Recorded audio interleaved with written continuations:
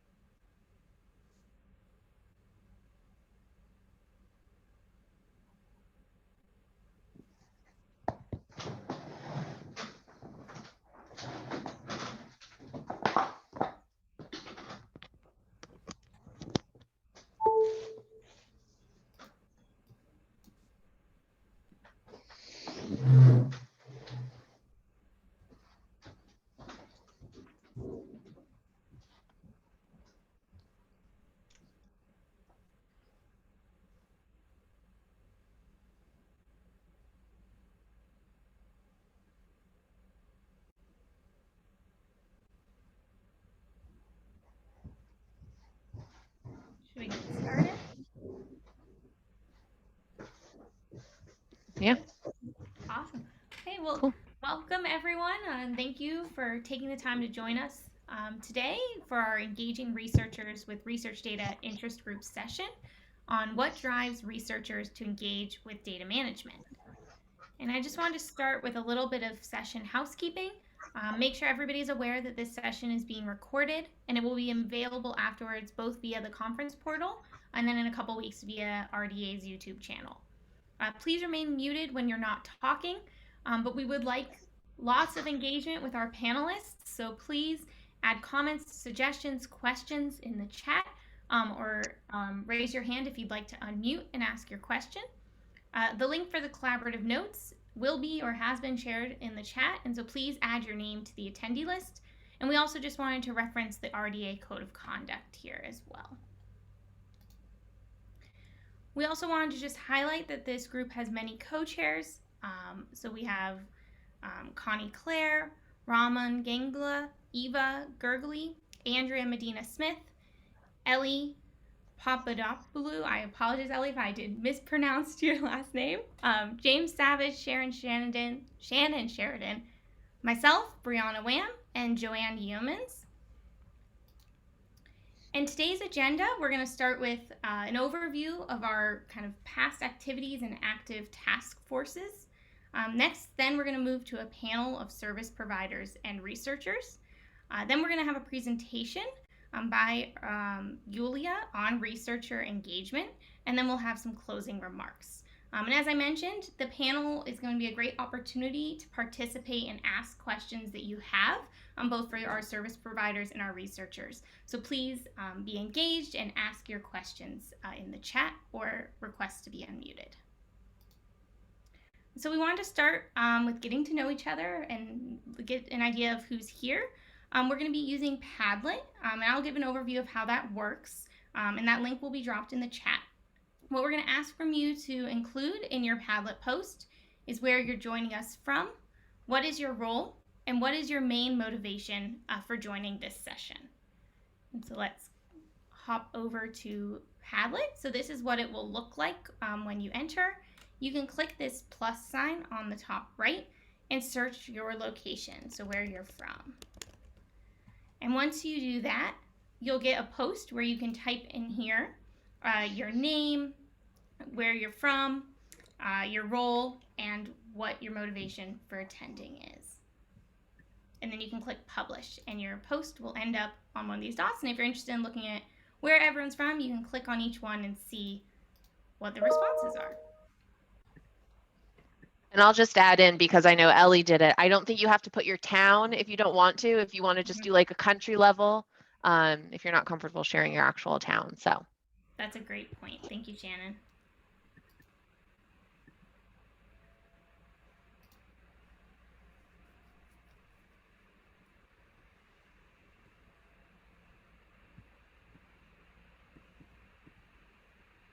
Exciting to see it filling up.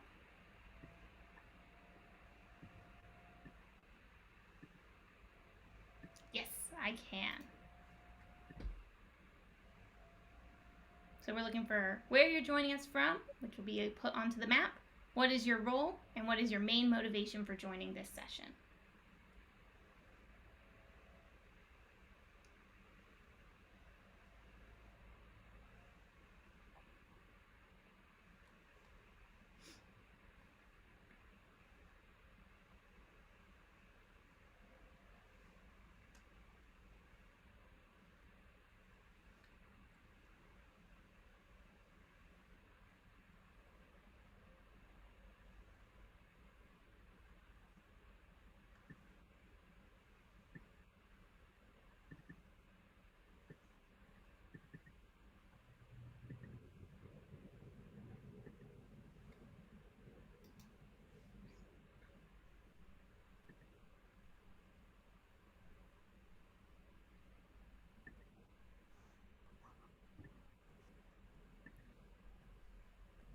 Okay, looks like we're still getting responses.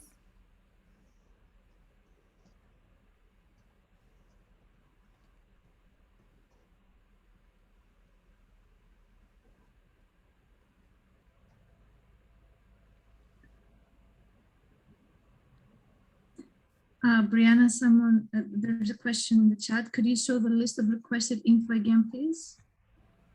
Thank you. We'll give a couple, about 30 more seconds for this, and then I'll pass it to Shannon for our overview of our task force activities. Thank you all for participating in the Padlet.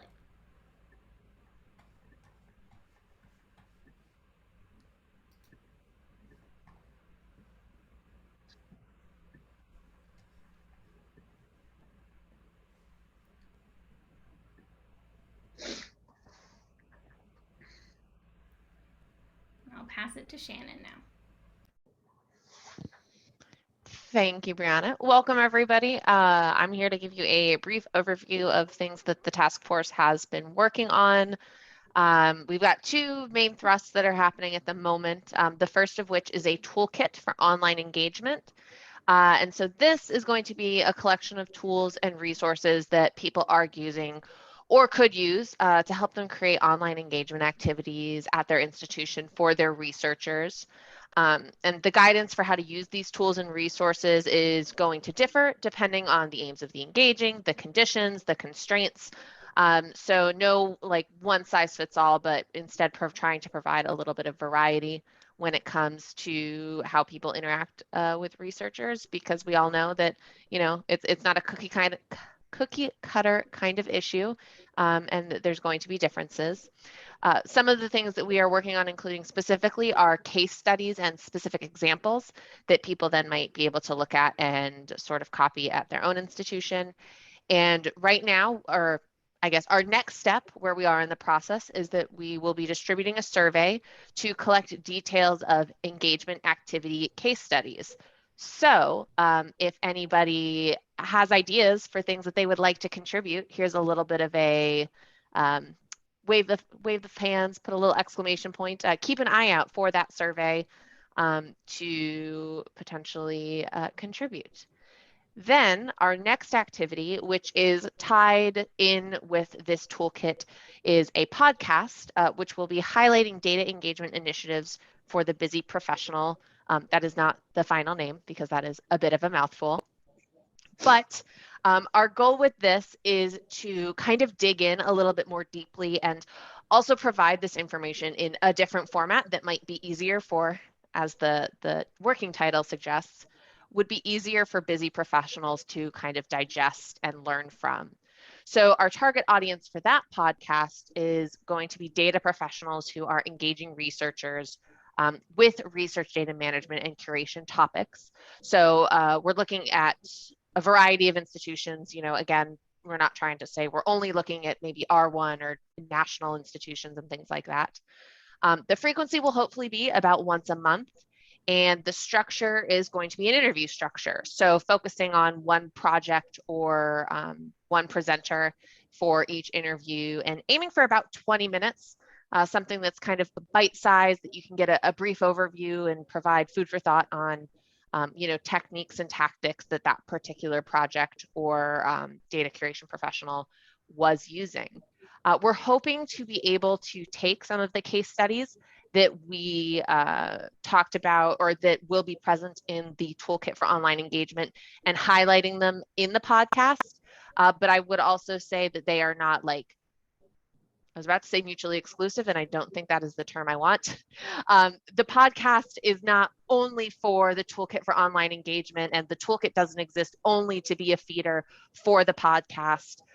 We just figured relating them gives us kind of a good place to start and a good way to kind of spread the word about some of the cool things that people are doing in this arena. I'm checking the chat because I saw a couple things come in. Engaging data, some title ideas. Yeah, if anybody has title ideas, feel free to share them. But I think that's kind of the brief overview of where we're at with task force activities. And if anybody is interested in, collaborating or adding or working on a part of this, feel free to reach out to the co-chairs because we would be very excited to chat with you more about this. Now, however, I'm going to say next slide and toss the ball over to Andrea for our panel. Hello, everyone. I am Andrea Medina Smith. I am a data librarian at the U.S. National Institute of Standards and Technology. And today we have gathered together a few of our researchers and a few service providers. And we'd like to talk to them about, for the researchers, what drives them to engage, and for the service providers, what they think drives people to engage. Even better if they've done some research to find out what actually does drive engagement for their service members. So quickly, just a housekeeping note. If you are not part of the panel, if you can turn your video off, that way we can try and get all of the panelists into the same screen. That would be very helpful. If you have questions, if you have answers to the questions that I'm posing and want to take part, please feel free to put those questions into the chat or raise your hand. My co-chairs will help me out and let me know if there are things that I'm missing, like raised hands and the like. But first, I would like our panelists to introduce themselves. I'm going to go around clockwise from where I see everyone. So let's start with Ben Long from Nist. Hi, thank you very much. So yeah, I work with Andrea and Shannon at the National Institute of Standards and Technology.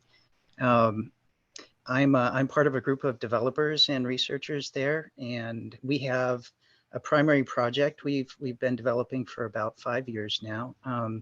It's an infrastructure and a platform for hosting and finding data. And just about every day, certainly every week, we are working with a different researcher or project on how to apply that in material science, bioeconomy, microscopy, additive manufacturing. So yeah, that's basically our day-to-day. Excellent. All right, so everybody's moved now.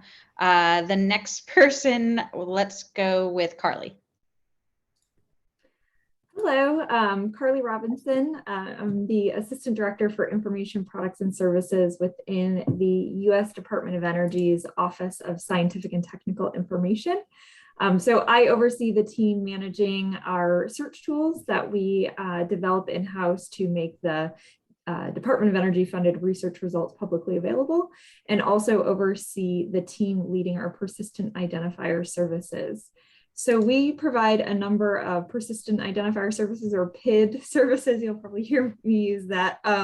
So we are DataCite and Crossref members and have been going back to, I think, 2005 for Crossref and 2011 for DataCite to assign DOIs to research outputs in particular. And we host a DataCite consortium and work with other US federal agencies to also assign DataCite DOIs. We also, through our Crossref membership, provide an award DOI service, so assigning DOIs to awards. This is a pilot project, so it's still relatively new. And we also lead the US Government ORCID Consortium. For federal agencies who are interested in becoming ORCID members through our consortium, we provide that service. And also are working on kind of an internal org authority mapped to organization persistent identifiers. This is internal right now, but we're hoping to provide a kind of public service for anyone to use via an API to map their organization identifier, their organization authorities to persistent identifiers as well.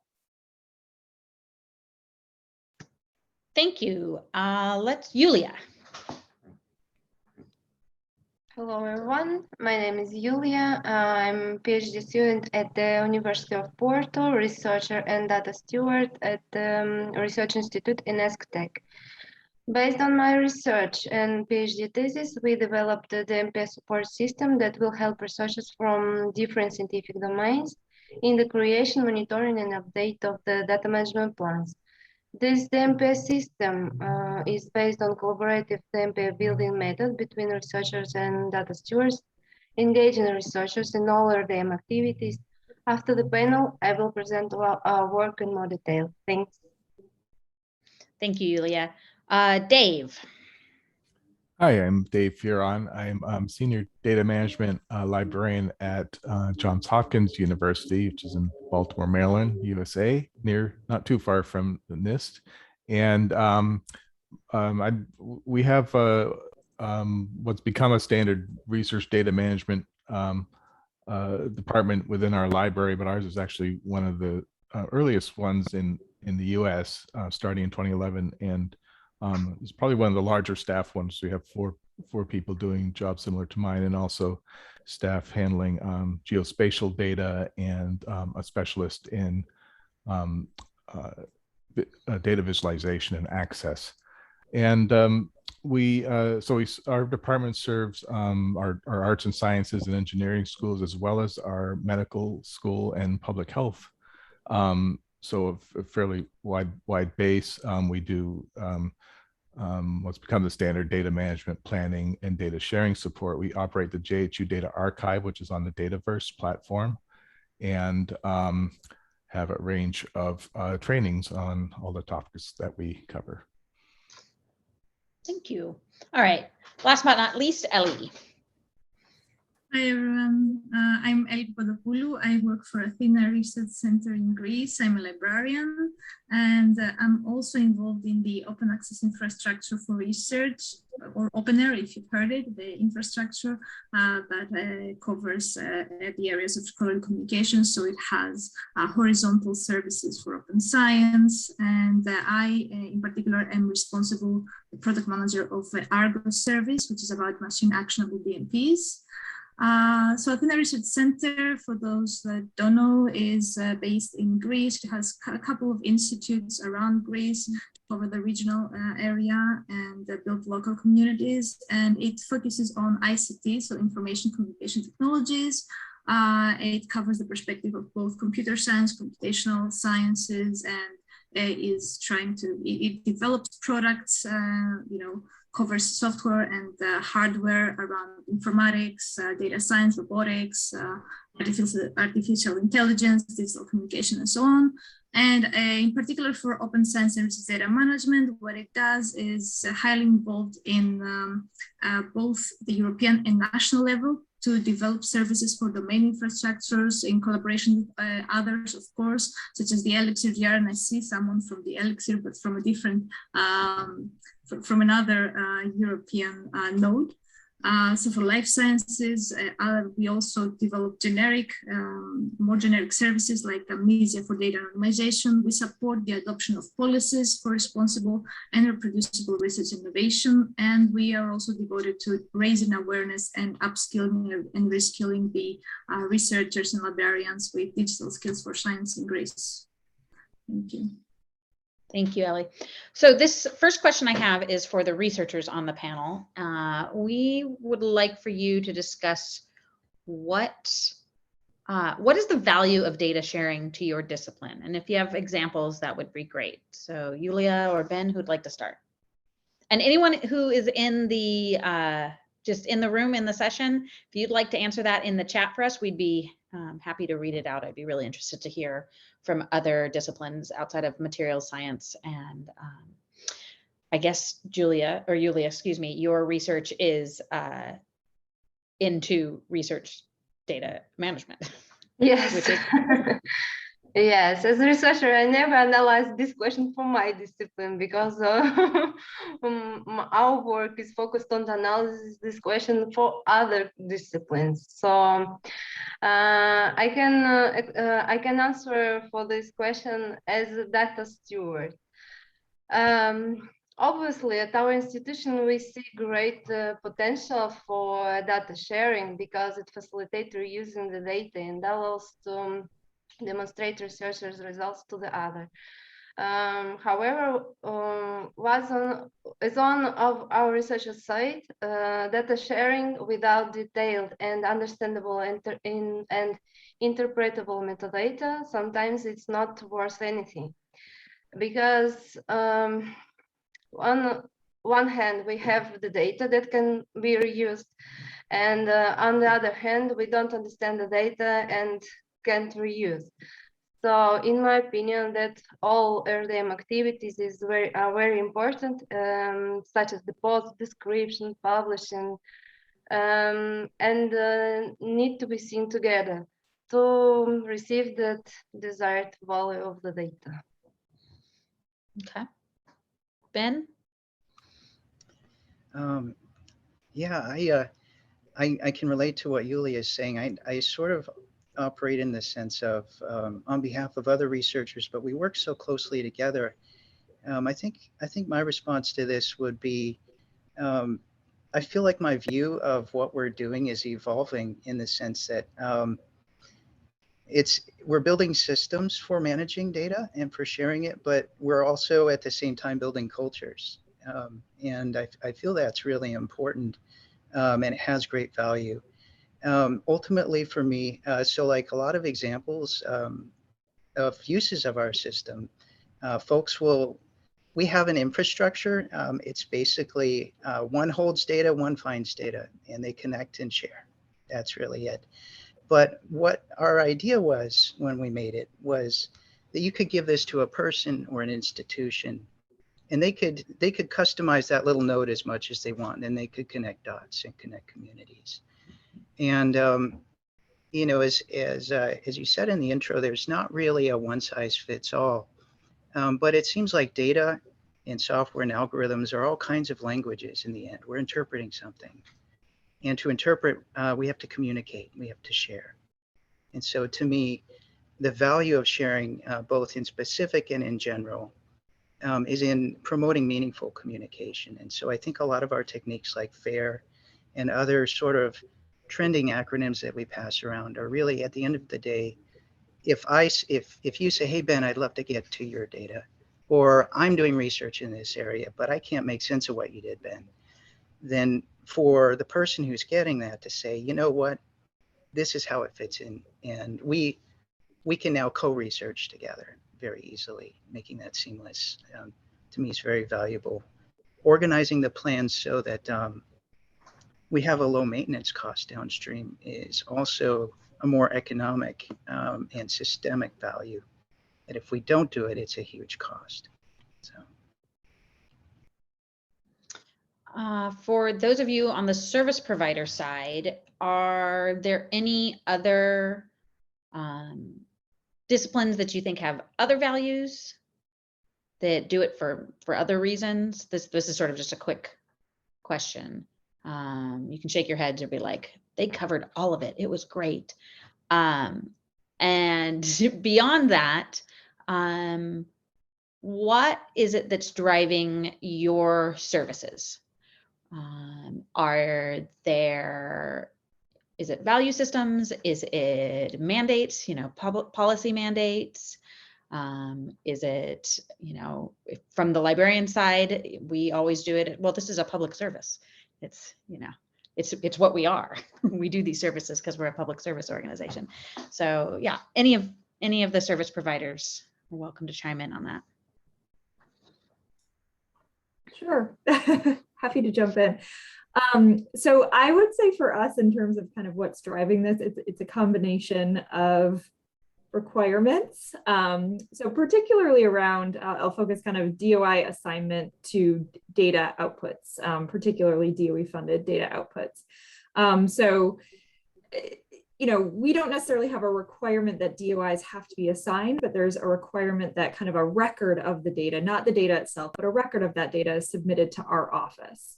And so with that requirement, we have built in kind of DOI assignment into the normal processes, so into the normal reporting processes.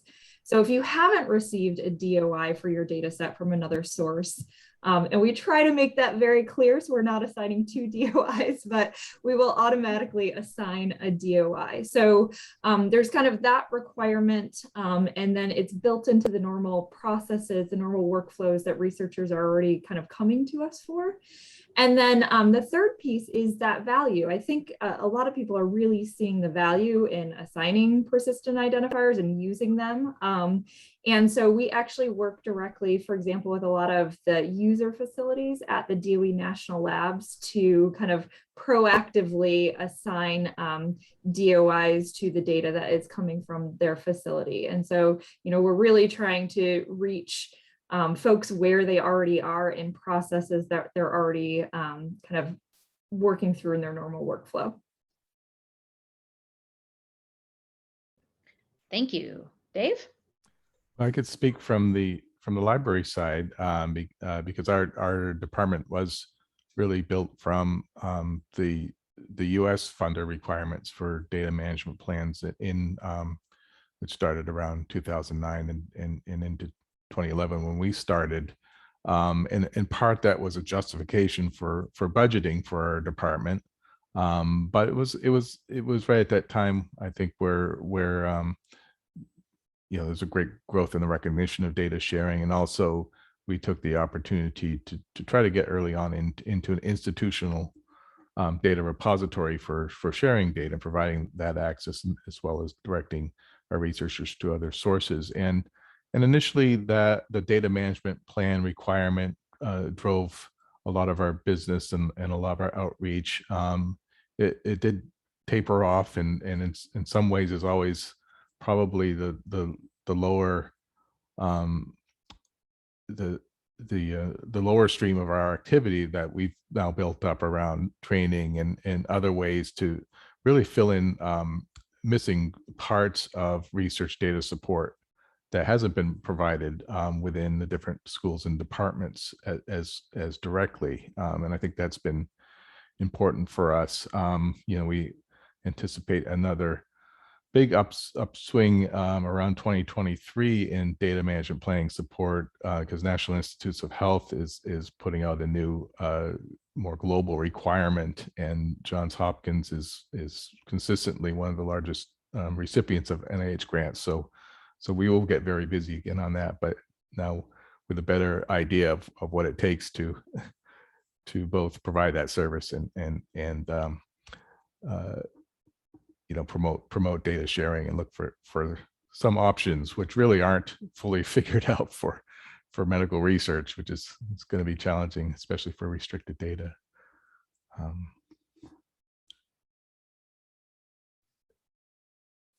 Yeah, so if I can also share the drivers from our side. So it's actually the funders' requirements. So the European Commission has been you know, establishing all those strategies and policies, and they are building also the platforms to support all the strategies and policies for open science services data management. So we see that we have already created this community around EOS, the European Open Science Cloud, for those of you that have already heard that. And it's very encouraging to see that we can all work together, and we can also create this the good competition that we say, but in the market, you know, so that services reach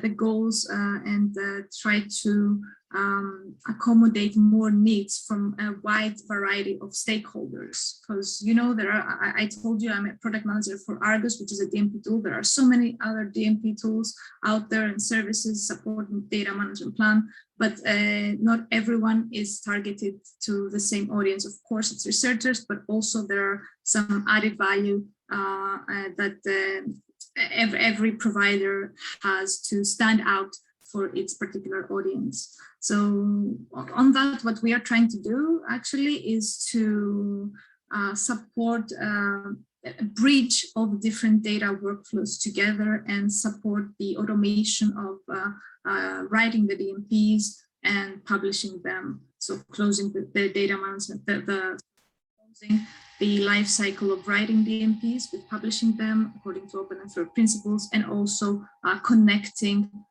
with the trusted sources that we can that we harvest from the OpenAir ecosystem. Yeah, this is what we're doing and why we're doing it. Thank you. All right. So building on why you do it, we're going to get a little bit more into how you do it. We'll stay with the research, the service providers, and I would love to hear more about how you engage with the researchers. How do you reach them? What methods do you use to help researchers find out about your support services? And then how do you convince them to actually use them? Because sometimes they need convincing.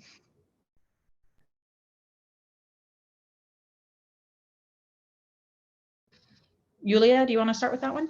Since you sort of bridged those. It's a difficult question because you know, some researchers have motivation by own self, but others don't care, don't want to share their data.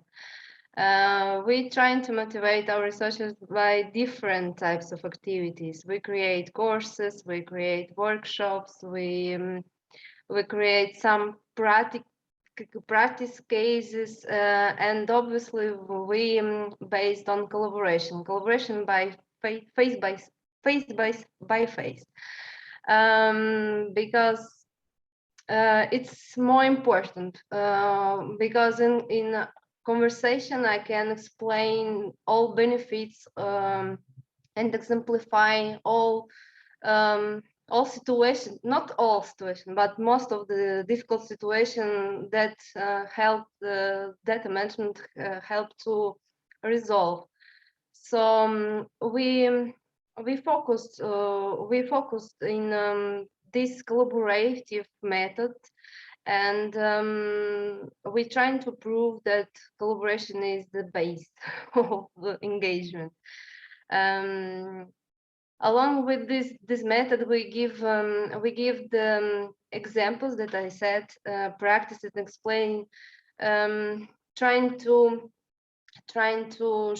demonstrate them real cases, and for example, one of our researchers, after the creation of the DMP for her project, said that since now she never will start a project without a DMP.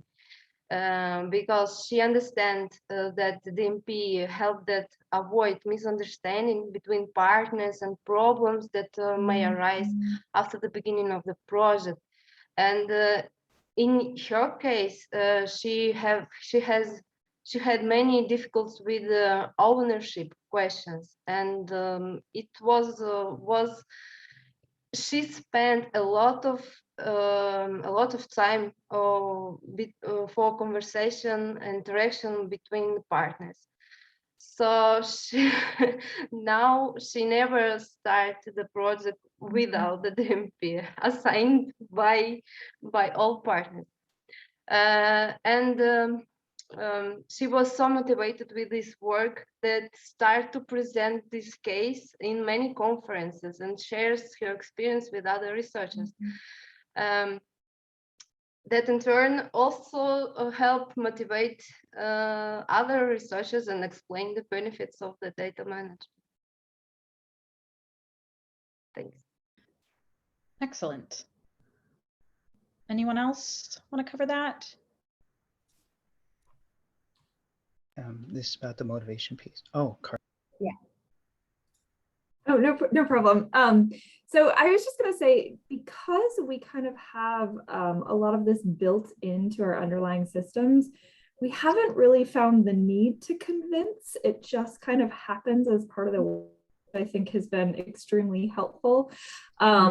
When we do want to kind of do outreach, we really, so in my office, we're a bunch of librarians and developers. Some of us have a research background, but a lot of us don't. And so we really try to kind of work within our context within the research community. So particularly at the DOE National Labs, or if university, or if PIs that we fund are at universities, we try to encourage them to reach out to their kind of local sources, and we try to engage with them that way. So again, particularly at the DOE National Labs, which is a much easier kind of communication channel versus all of our PIs at universities across the country, which universities have a lot of their own great resources that folks can use. But particularly with the DOE Labs, we have points of contact within all of the DOE National Labs, points of contact within most of our user facilities, and they know their researchers better than we ever could. And so we really try to kind of create those partnerships and kind of have communication channels that way, versus, any kind of cold calls to researchers who have no clue who we are, even though they have requirements, in the terms and conditions of their awards. We haven't necessarily found that to be those requirements to be as successful as just kind of the more embedded natural workflows and communication channels that we try to develop.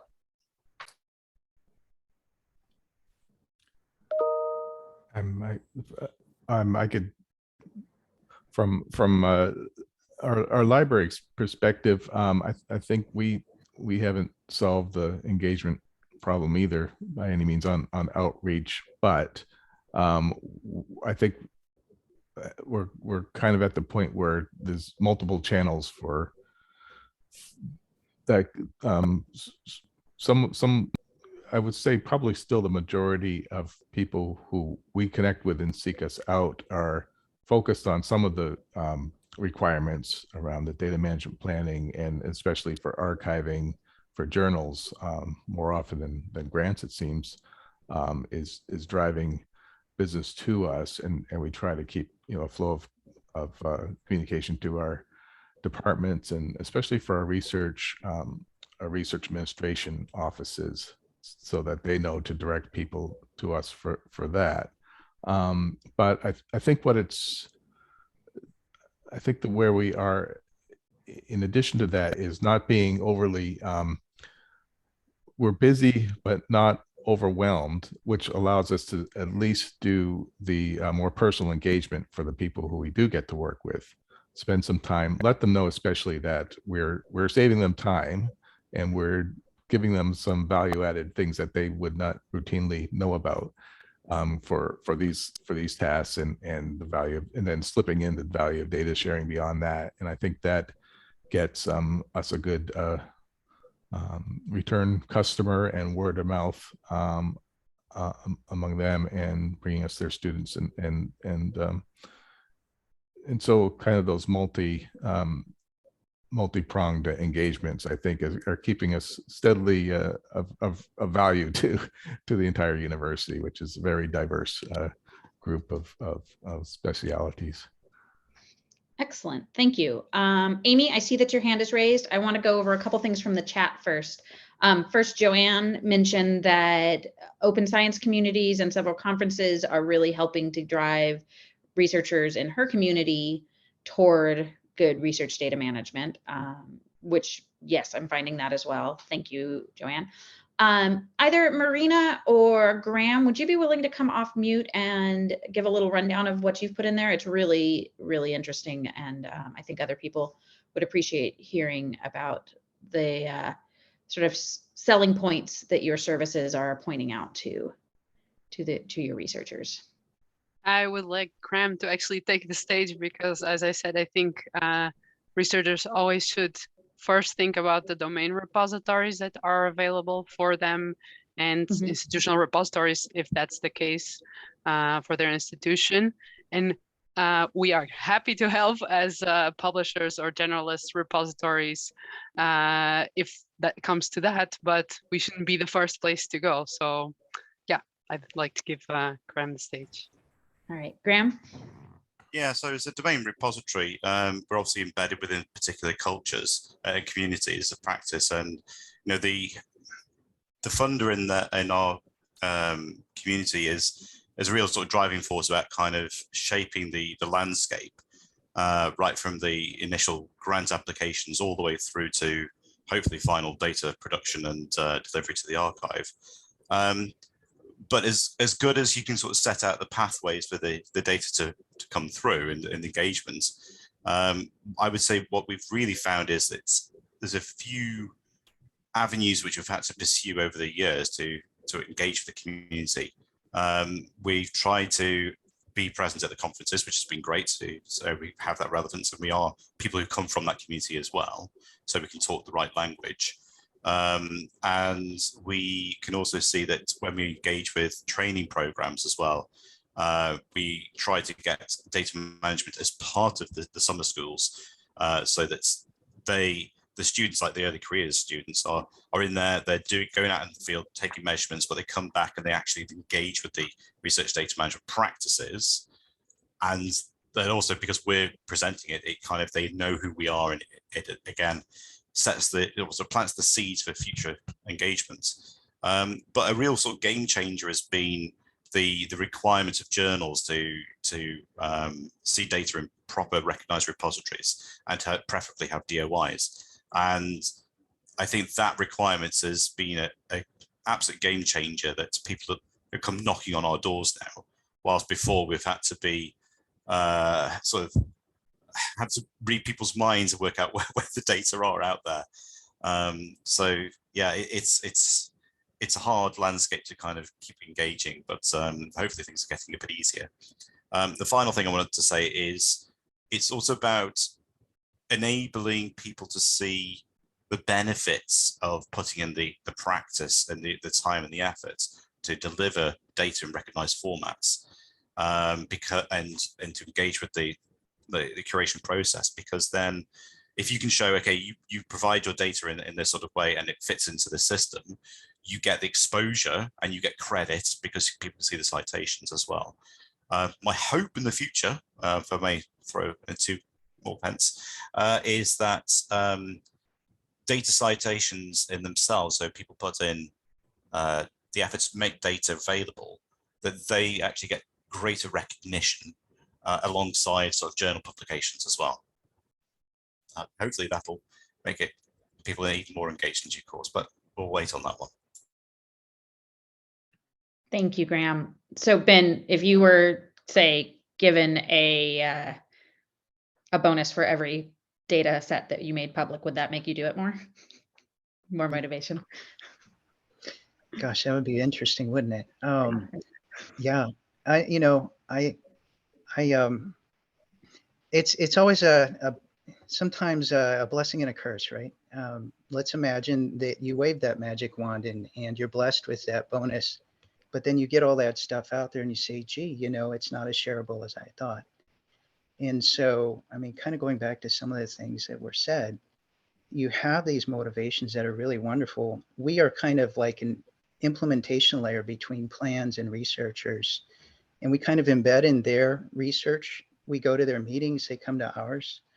And so we're kind of both building this thing at the same time. So one thing that's motivating, like you guys were saying, you fold in your ORCID IDs or other things under the covers. If we can make the interfaces disappear so people can just do their work, and then if we can make it personal, someone comes to our meeting, they say, hey, Ben, we'd really love it if the platform had this feature. You could say, we can put it in the next dev cycle, you'll have it in 6 weeks. And then you talk to people and you say, well, let's take away barriers. Let's wave that magic wand and remove barriers in our thinking again and say, if you could shoot the moon on what you want to do with how you implement your research, what would you dream about? and we can start to build toward that. We can encourage, and I know many of you do this through education, this global view of seamless interfaces, right? And when they see that they're part of that and that they're literally developing their system with you, they feel some ownership in it, I think. And it builds a culture of not just being a user, but a builder. Mm-hmm. Thank you, Ben. Amy, what would you like to contribute? Thank you. First of all, just to support what Graham had said about how important the role of the journals have been, not just in the data requiring data availability statements, but increasingly in that role of requiring proper citations for data that is produced and used in articles. It's so important, I believe, to recognize the role of data in researcher incentivization systems, and data citations are absolutely required in order to do that successfully, and that's one part. What I initially raised my hand for is I noticed that there weren't any pins on the map from Australia, and one of the things that I've seen successful in universities in Australia is that a local data management plan is part of unlocking local storage resources or local compute resources. And this is yet another way to get researchers to come to the door for that first taste of data management, if you will, is creating that data management plan in order to access some of the resources that might be available to them through that, and using that as the tease, if you will. So we've seen quite a bit of engagement through those ways as well. Thank you. Excellent, thank you. Angus had a question that I think it's a little bit of a brief question, but do you think that researchers need to work online due to COVID restriction has made a difference in their willingness to work with the systems and services available for data management? I could address that as a from a library perspective. We've just in the past 2 or 3 months have come back to the library at least part days in the week, and honestly we might as well not be here. Everyone's gotten quite used to engaging us through Zoom, and you know, I'm not necessarily looking for us in the library, and then we've converted all our in-person training to webinars, and our attendance has grown significantly, so we'll probably be keeping that model going. So, you know, it is the downsides. It's nice to see more people face to face. We used to go to people's offices and chat, but you know, we could still do some of that. But I think I think people have gotten used to the efficiency of being able to hop on to our emails and chats and Zoom and seeing us, and so we'll keep that going. All right, Carly, then Ellie. So I was just going to maybe add a slightly different perspective. I definitely agree with a lot of what Dave was saying. You know, through some of the systems, it you know, hasn't really mattered. They're happy to engage online. I will say one thing that we found interesting, not particularly around kind of data record submission, but general, you know, folks who get DOE funding are required to submit information to our office. And at the labs, you know, I think the librarians at the labs do a lot of outreach efforts, often in person, to really help facilitate that. And submissions are actually down a fair amount because of it. So, you know, it's not to say that I don't think we could get there, but I just think because I'll just say in the DOE context, we haven't had a lot of, you know, necessarily knowing what's coming. And I think a lot of people, you know, you're kind of in wait and see mode oftentimes in this. And so, you know, I think you could develop a lot of those communication efforts online, but we've kind of been waiting to see if that's needed. So I think we could get there, but we're maybe just not quite there yet because we've relied on a lot of the kind of in-person or engagement through other mechanisms. Yeah, I also see that people, because they have to write data management plans, they do come online and they do use our tools. But it is true that for some events, if they're not that well organized and if they tend to deviate from a very specific theme, then this might not be that well received from the community, because people are tired, are really tired. So the events, yes, they might skip, but the participation, the usage of the tool has not changed.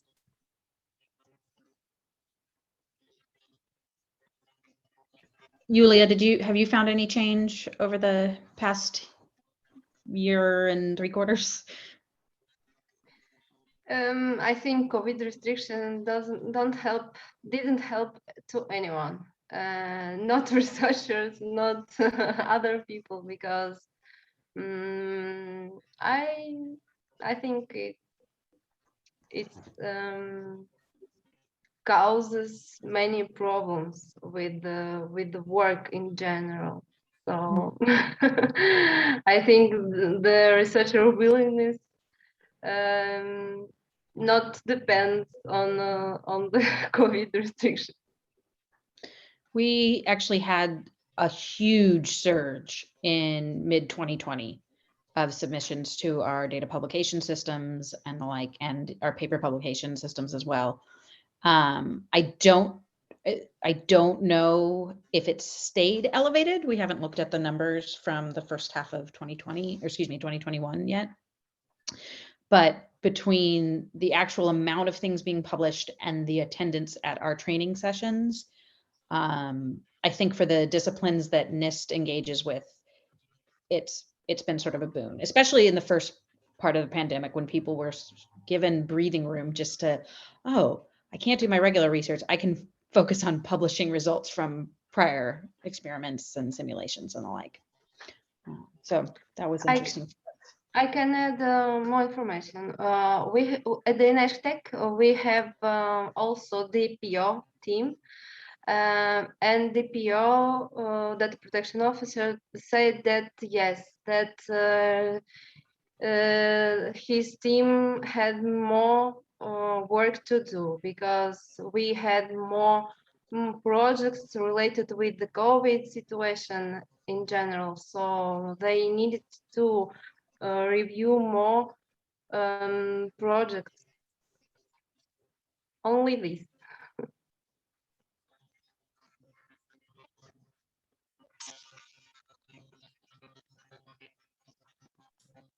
You are muted. Hear you, yes, Andrea. Thank you. I'm going to go to a question from our list.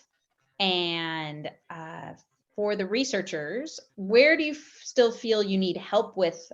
Do you need help, and with what RDM issues do you need help with? And then the flip side for the service providers,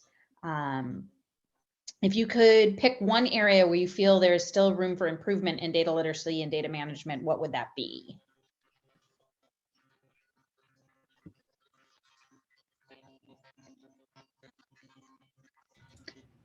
Oh, I'd be happy to jump on that one.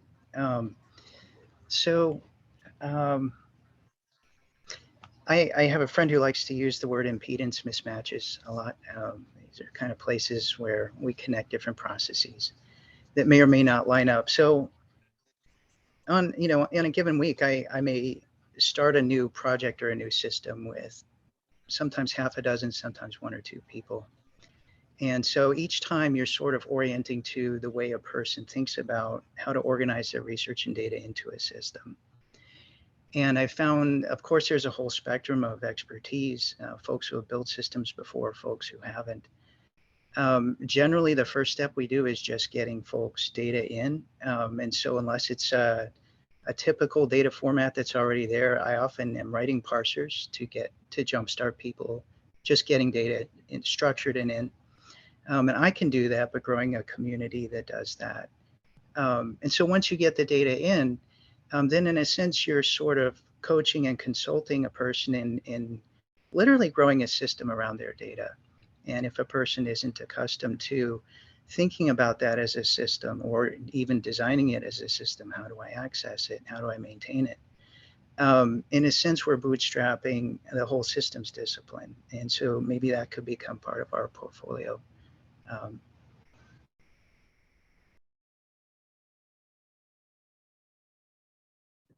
Thank you, Ben. Anyone else?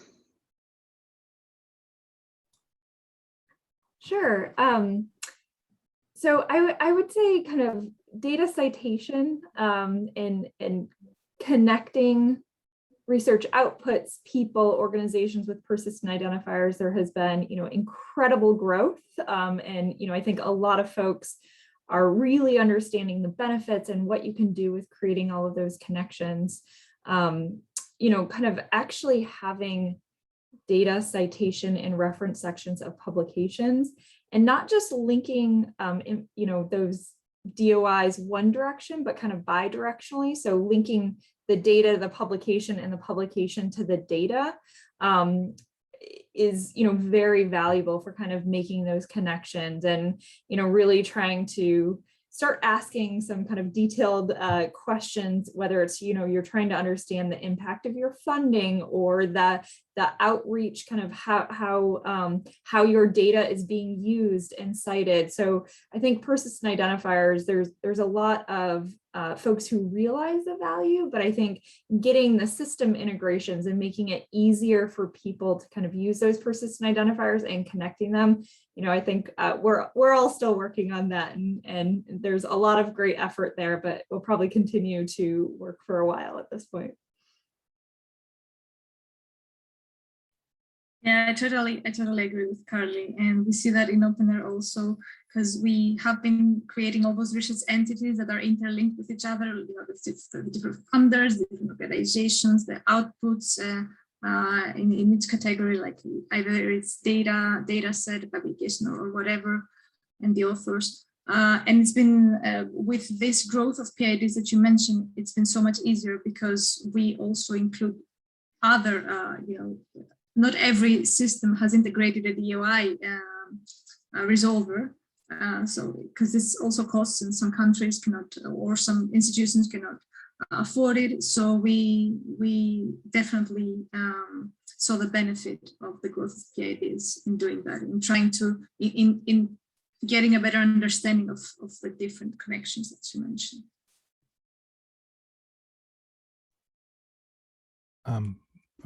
Dave, go for it. Okay, I'll talk about one area that it may not be the top area that needs improvement, but one that kind of we discovered as a niche area is support around data sharing for human subject and human research participants data, the ones that are under the compliance IRB in the U.S. and especially in the medical field, where the IRB and ethics boards didn't really know what was involved with sharing anonymous data and what's sufficiently anonymous, and similarly other compliance offices. This is a new area, so it's one where we started introducing some training, and then increasingly it's become, especially for me, a large part of my consulting, and I work now directly with some of the compliance offices to help review and screen data that's being shared for the what level of anonymity it may have, whether it can be public access or not. And then in our own data repository, which like many others is fully open access, we can only accept the identified data. So knowing what, expecting our depositors to know what to do to eliminate all the risk from privacy risk from their data is not something we can always assume. So we've added more of that screening in as well. So and it's become an interesting area for us, and it's one I'll drop into a chat. The data curation network, it has a series of primers for data curators. We wrote one around human subjects and consent, and I'll plug that network in addition for the other things that this kind of coalition of data curators has done. Thanks, Dave. All right, I think we have time for one more question. Mostly for the service providers, but I think Ben, you're good at flipping it around if you need to. What is one or two areas where you think there's been the most improvement in data literacy and data management in the last 10 years? Where are you seeing the biggest gains? And Ben, and this could be for yourself or other people that you work with at Nist. And then if there's time, there's one fun question that Joanne has posed in the chat. The gains in data literacy, I think a lot of the trends are just because people are enthusiastic and are writing the trends that they're driving some education just to apply. This is both for researchers and developers, say in the AI and big data space. At the same time, a lot of the folks who are jumping in don't always have a robust systems background, and so they're kind of bootstrapping how to do quality management of those things. And across all of those, we face that these are scalable systems problems, both for users, maintainers, and developers. And I think our policies will face the scaling issue too. So when we think about motivation or literacy, I like to think if we close our eyes and say, if I randomly threw this somewhere on the world and it still worked, is that policy global, right? So, but yeah, I think we're all growing and learning together, but if we can do it in small chunks, they can fit together better.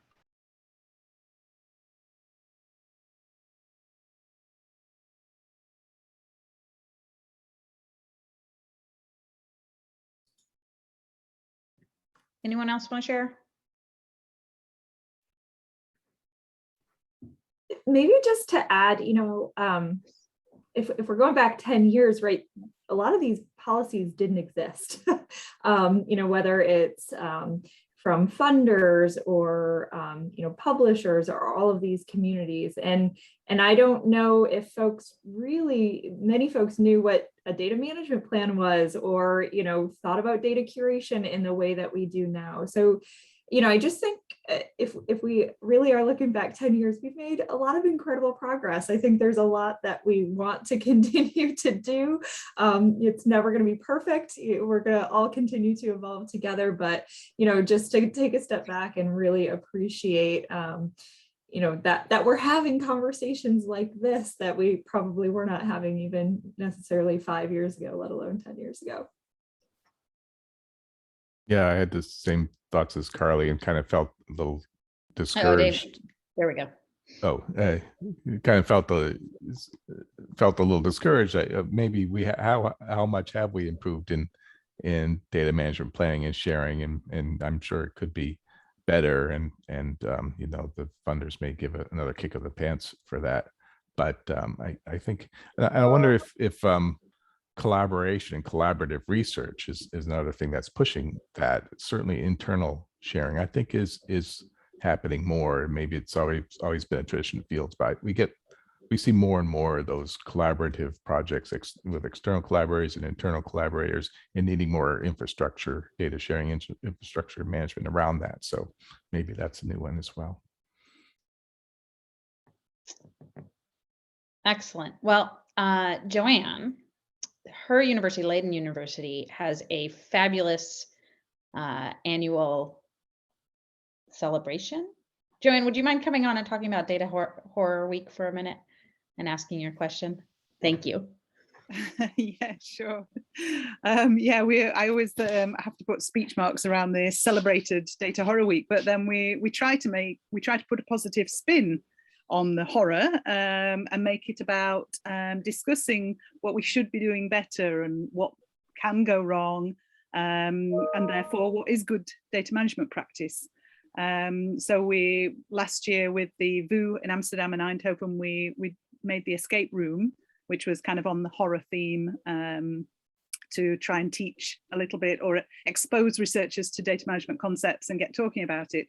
And the VU in Amsterdam have also been trying to collect some stories about data horror, what can go wrong and what can you learn from that. And we haven't really been actively collecting those stories at Leiden, but I do know we've had people come to our training sessions who've said, oh God, I tried to use some data from our old research group and I couldn't open the files, or oh, I lost loads of files last time, so I really want to avoid that happening. So I do feel people do have things go wrong, and that is driving them towards improving their data management. And I just wonder if we should recognize that a bit more. I mean, it's a fine line between celebrating too much when things go wrong, but trying to put a more positive spin on it and learn from it. But I wonder if we should be doing that to make researchers feel more comfortable that it's not all solved, that it's not all ready and waiting for them to just do what they need to do, but to really try and engage them in a collaboration to find answers and to solve problems. So I wondered if any of the panel, if this rang any bells with panel members. I can see Ben nodding his head. Absolutely resonates, the collaborating side by side. You know, there's a lot of similarity between sort of data management plans and contracts, or data management plans, and you know, and system development plans. And in some cases, if you try to make a plan too far ahead, you don't always know where you're going to be in midstream, and you have to not penalize folks for discovery. But that's harder to enforce at the policy level. And so the thing I love about our group, and it resonates exactly with what Joanne was saying, is that we get to learn and have errors and have error corrections together with our users and our researchers and in our own research. And as a result, not only are we learning together, we're evolving together. And so if we make a mistake, we all learn it. But if we don't, then we're just kind of sharing more stories. So you do build camaraderie both in the failure and the success. And I think that's good for community too, where there's less blame, there's more ownership. Wonderful. Well, we are going to need to move on to the presentation that Yulia has prepared for us, but thank you all for participating, and thank you to those of you in the audience. We've had some really great comments, and I see some really good questions from you right at the end. Unfortunately, we will not have time to get to them, but I would encourage those of us who are watching to answer her questions if you have some answers. Again, thank you to Dave, Carly, Ben, Ellie, and Yulia. And Yulia, are you ready to present? Oh, you're on mute.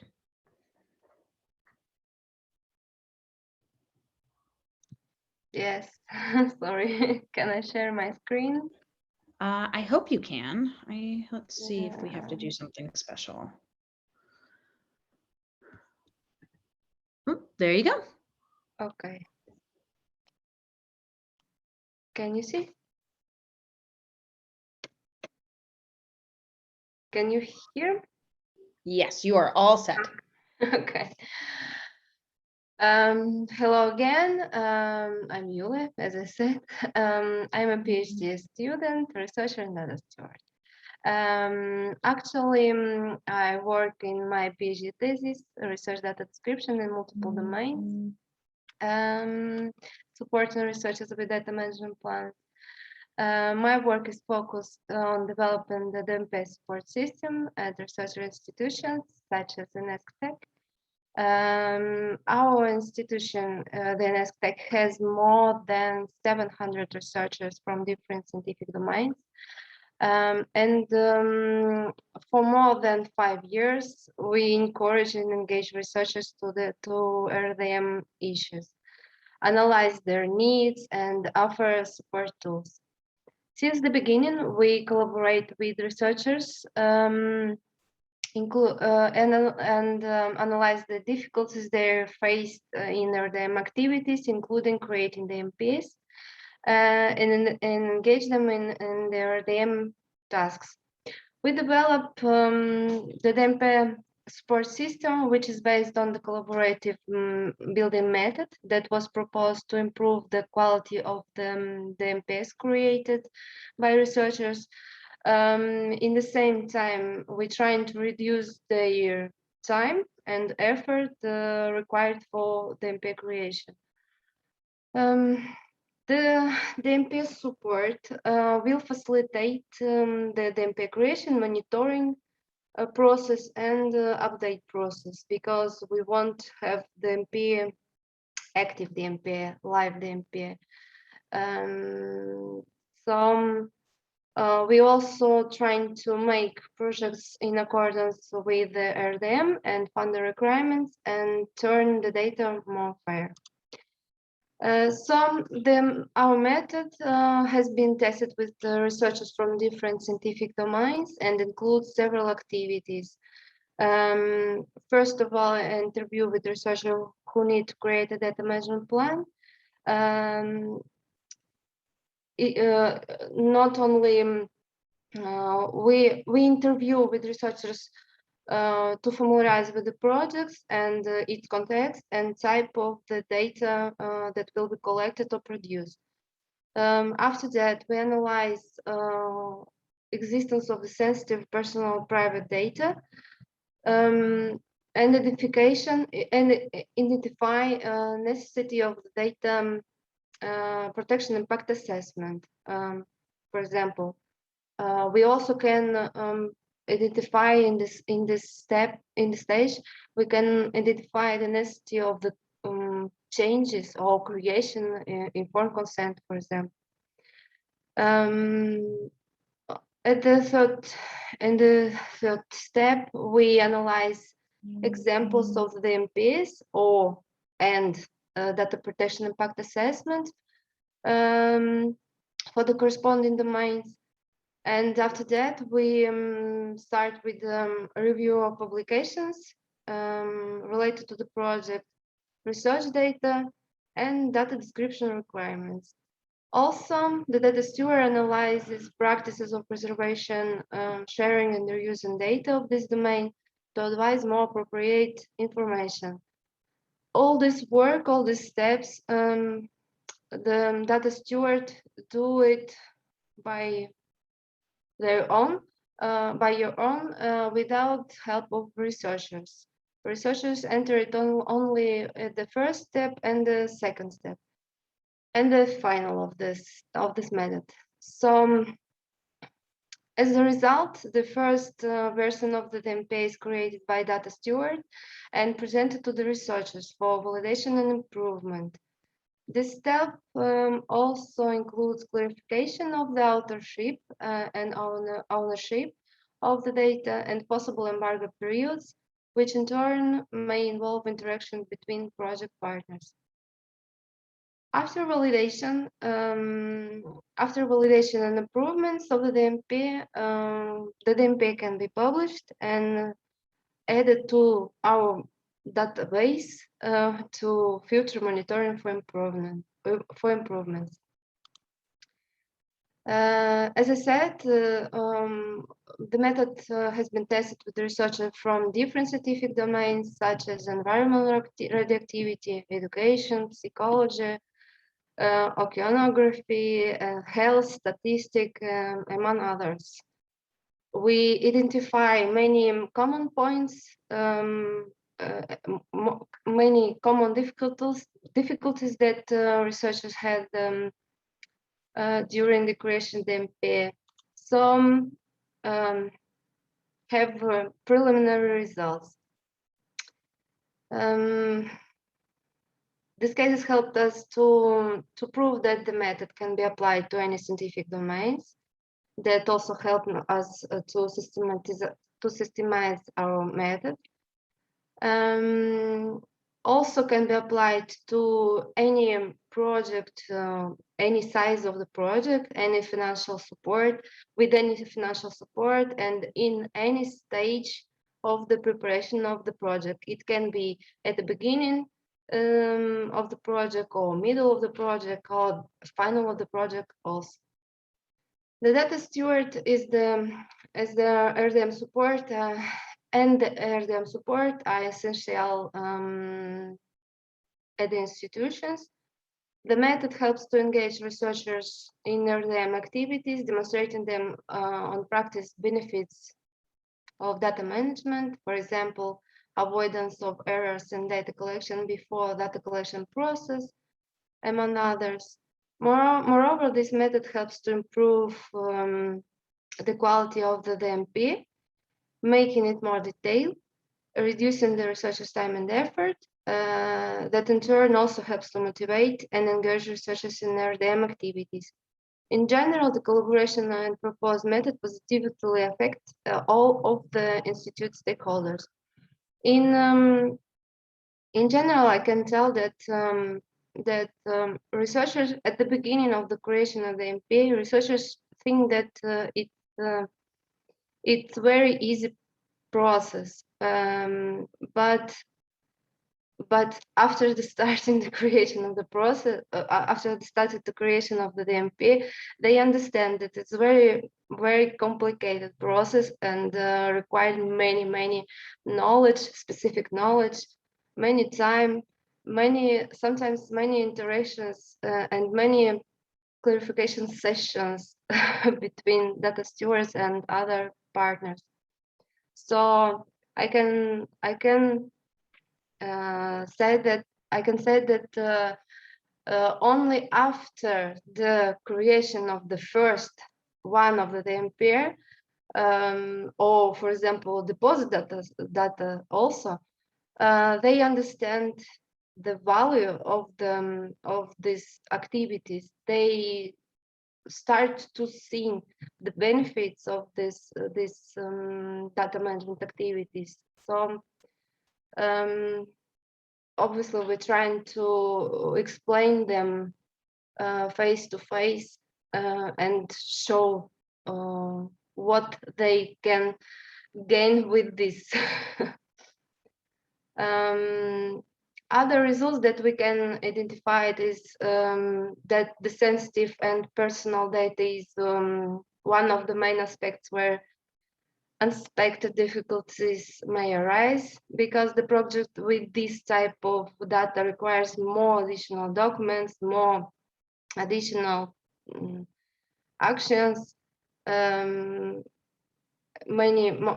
interaction with for example, the data protection officer or ethics committee, can create a partners agreement, for example, informed consent or other authorization. We also proved that using this method help us to improve articulation between these teams, between these interested parties, data stewards, researchers, the PO.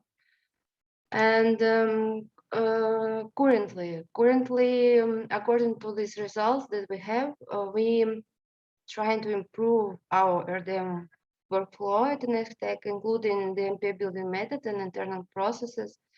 I want to tell that improvement internal processes is also very important, because if we want to create our culture to research data management in community in general, we need to create the cultural in our internal institution, and we need to start with the improvement and engaging the collaboration that also enter to this process. So we also want to apply this method in more cases to systematize it and engage more researchers for them. At the final, we want to propose the DMP support system for research institutes evaluated by researchers from different scientific domains, that also will include the implementation of the DMP monitoring mechanism and will all to enforce the compliance with the project funders' requirements and prove positive impact of institutional research maturity.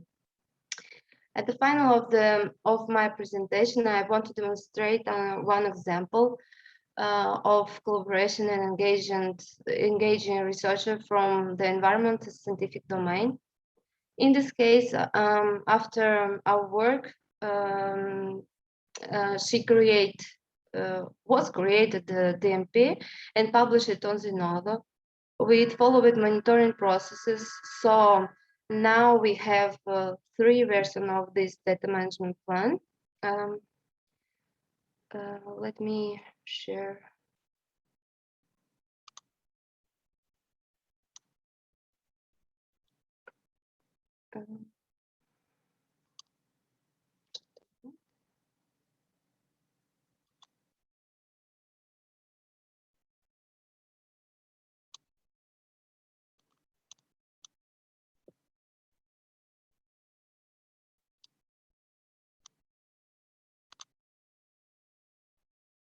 Okay. Can you see my screen? Yes, it's just your thank you slide. Okay. Oh, there we go. I would like to demonstrate this DMP. Just a minute. Cell data management plan. As I said, we created 3 versions. 4 version of this plan. This plan is very complete, and the researcher is so engaged and so motivated with this with our work. So she always said that have many information to add to her data management plan, and always trying to improve her data management plan. So this data management plan is so detailed that as you see. And after that, she started to present her case in several conferences. For example, explain motivation of the creation of the DMP. Explain how the data will be organized in their project. And the last presentation that she had, she explained the cell data infrastructure also. I think this type of work, this type of presentation also show that the collaborative method that we propose engage and motivate our researchers. It's one of the example of this work, because we have many more, much more. So I would like to thank you for attention. You can see more information in on this paper. If you have any question, I can answer. Thank you, Yulia. Yeah, we have time for a question or two. If you could put them in the chat, that would be helpful.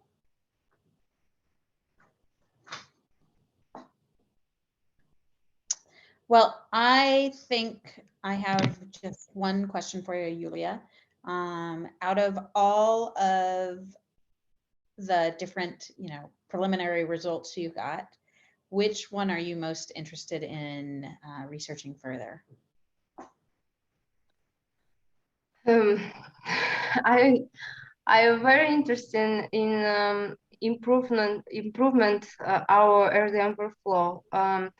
I am trying to help the researchers because when I speak with researchers, I understand that they don't want to do so much work. They want to share their data. They want to make their data fair. They want to make their projects in accordance with all RDM requirements, but don't have time to do this. Don't have time to do this work with quality that they want to do. So sometimes they prefer don't do this work with bad quality. And I'm very interested in create some infrastructure and improvement support system to help them with these tasks. Excellent. Well, thank you very, very much, Yulia. We really appreciate the time that you've put into this. Can you toss the link to the study that you shared in the chat and also into the collaborative notes? That would be very helpful. Yes, I add. Thank you. Ellie, am I tossing it back to you or are we tossing it back to Bria? I just wanted to add something since this is wonderful. No, this subject is something that I'm also very passionate about, the DMPs and the tools that are, how to connect all the different workflows. And I really see what Yulia has been mentioning, all the struggles and the challenges. And I really like the fact that you could turn this into a nice experience for this researcher. She was very motivated, as you mentioned. She was very enthusiastically doing that, and that helps with the cultural change. She can then inspire other people to do the same and so on. And I just wanted to add that this is where RDA is very important. We have this, well, there is this machine actionable DMPs group that really focuses on those aspects, how to address those aspects in systems, and Argus is one of them, of those tools, helping in automating such processes and validating the data and helping researchers with minimizing the burden that they have to do in order to write data management plans. That's what I wanted to say. Thank you. Great, Ellie, thank you. So just wrapping up the session, thanks again to everyone who has participated, both on the panels and in the audience. We really appreciate it. All of your hard work makes these sessions useful and interesting and hopefully exciting. If you are interested in a few things, one, joining our interest group, you can do that through both the RDI site and also by signing into our collaborative notes. We will get you added to the interest group. If you're interested in working on either of our tasks, either the toolkit for online engagement or our podcasts, please put that next to your name or highlight your name with the task that you'd like to work on, and our folks will get in touch with you. Again, thank you very, very much for your participation, and we will see you all at the next RDA.